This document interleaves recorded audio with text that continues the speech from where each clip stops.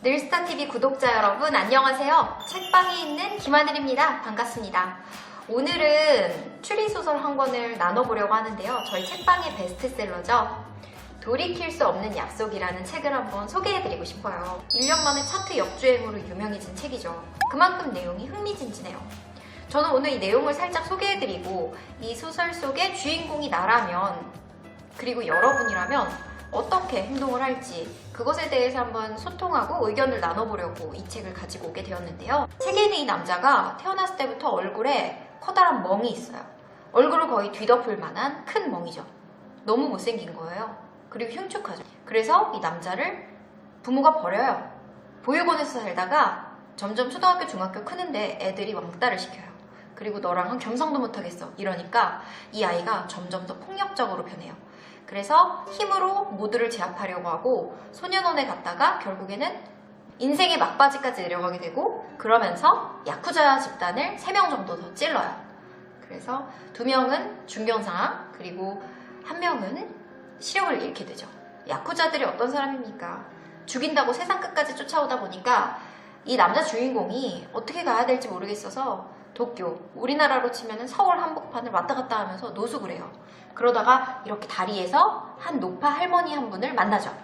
그래서 이 할머니가 또 착한 사람이었나 봐요. 이 남자한테 정성스러운 밥상을 손수 집에서 차려주죠.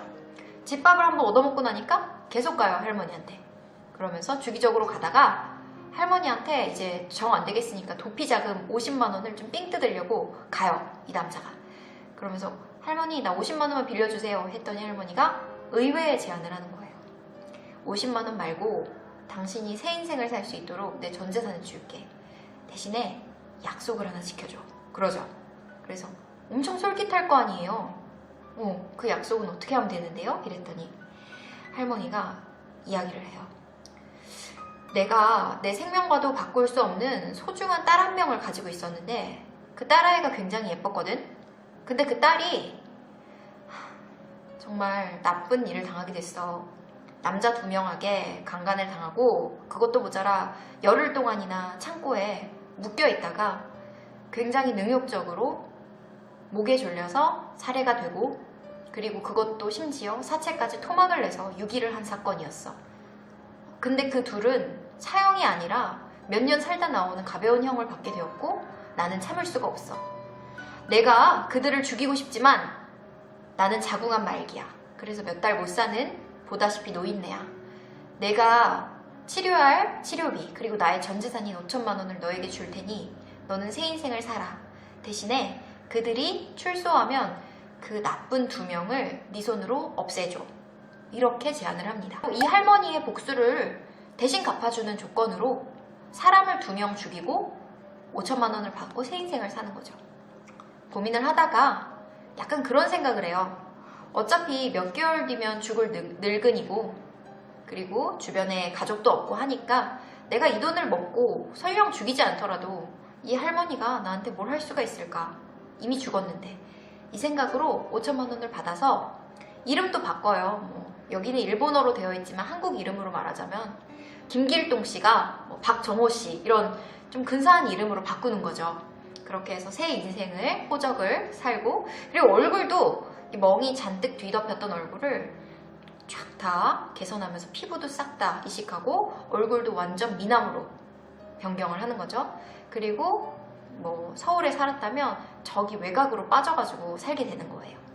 그러면서 하루하루 즐거운 삶을 살고 그러다가 와이프도 만나고 그러다 예쁜 딸까지 낳아서 정말 사람다운 삶으로 행복한 가정을 누리게 되었어요.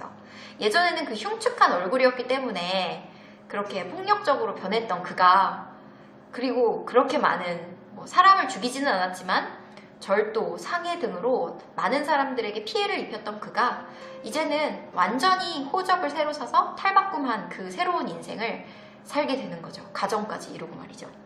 그러다가 어느 날 한 통의 편지가 옵니다.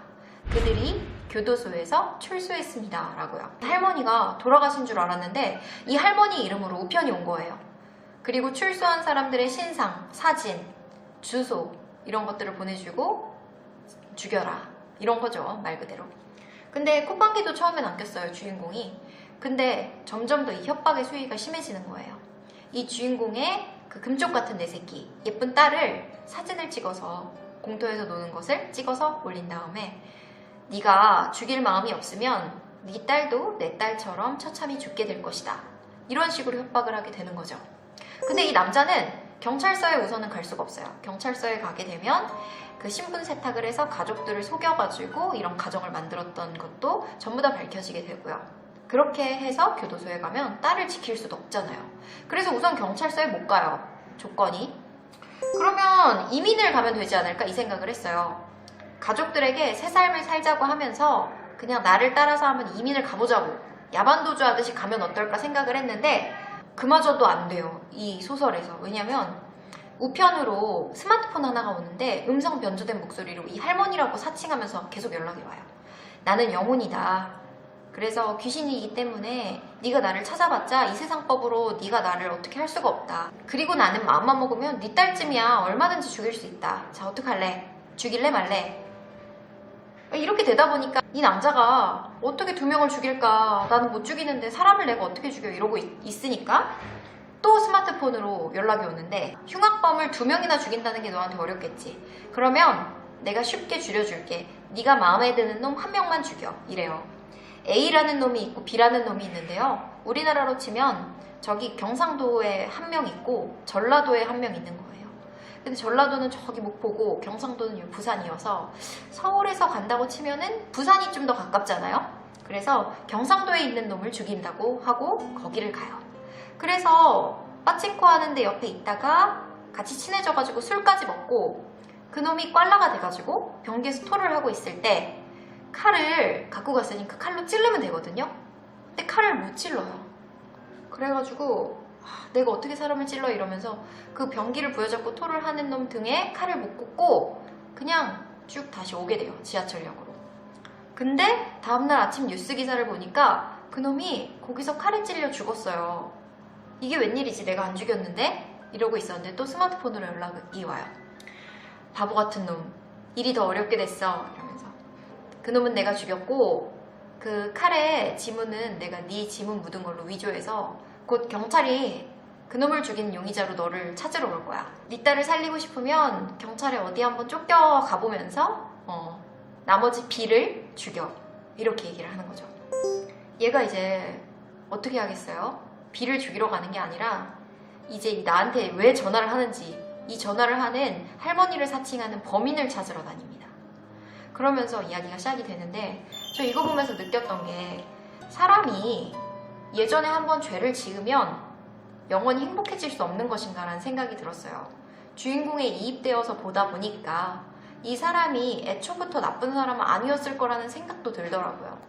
왜냐면 얼굴이 잘생기고 집안도 괜찮고 그랬던 친구라면 사람들에게 괴롭힘도 받지 않았을 것이고 좋은 부모를 만났을 것이고 그리고 폭력을 쓸 일도 없었지 않았을까라는 생각을 했거든요. 그러니까 이게 결국에는 성선설, 성악설로 가는 거죠. 그래서 이 책을 보면서는 약간 성선설에 힘을 실어주면서 나중에 악하게 변했다, 환경 때문에 이런 생각을 하기도 했지만 근데 저는 예전에 성선설이었거든요. 초등학교 때. 근데 사람들을 만나면서 성악설로 좀 변한 것 같아요. 10명이란 사람이 표본 집단이 있으면 그 10명 중에 10명은 다 좋은 사람일 거야 라고 생각을 했는데 중학교, 고등학교를 가면서 집안도 괜찮고 부유하고 충분히 인성이 바르게 클 수도 있는 친구가 이유 없이 아이들을 괴롭히고 이유 없이 사람을 하대하고 무시하는 그런 것들을 보면서 꼭 이렇게 좋은 환경, 좋은 교육을 받았다고 해서 좋은 사람이 될 수 있는 건 아니구나. 인간은 근원이 악한 사람도 있구나 하면서 10명 중에 2명은 악할 것이라고 생각을 했는데요. 점점 세월의 풍파를 맞다 보니까 어른이 된 지금은 10명 중에 7명 정도는 나쁜 사람이지 않을까라는 생각을 해요. 그게 어린 시절 나빴었는데 어떠한 교육에 의해 좋아졌을 수도 있지만 나쁨이 잠재되어 있는 사람이 열에 7명은 되지 않을까. 완전 순수하고 착한 사람은 3명 정도밖에 되지 않겠다라는 생각을 해봤거든요. 그래서 이걸로 여러분이랑 이야기를 해보고 싶어요. 여러분은 어떻게 생각하시나요? 10명 중에 몇 명이나 성선설, 착한 마음을 가지고 있는 사람인지 여러분의 생각이 궁금합니다. 댓글 달아주시면 소통하겠습니다. 안녕!